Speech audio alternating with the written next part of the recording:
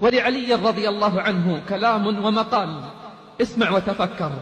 قال رضي الله عنه: ألا إن لله عبادا مخلصين، كمن رأى أهل الجنة في الجنة فاكهين، ورأى أهل النار في النار معذبين، شرورهم مأمونة، قلوبهم محزونة، أنفسهم عفيفة، حوائجهم خفيفة، صبروا أياما قليلة لعقبى راحة طويلة.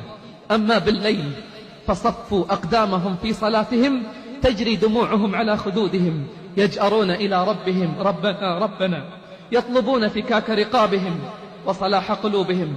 أما بالنهار فعلماء حلماء، بررة أتقياء، كأنهم القداح يعني السهام، وشبههم بالسهام لأن أجسامهم ضامرة من الصيام والقيام.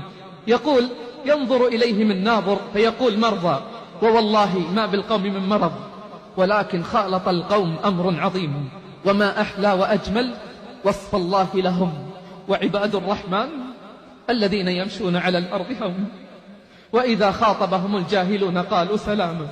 فلما وصف نهارهم كان من المناسب أن يصف ليلهم، فقال: والذين يبيتون لربهم سجدا وقياما، والذين يقولون ربنا اصرف عنا عذاب جهنم إن عذابها كان غراما إنها ساءت مستقرا ومقاما.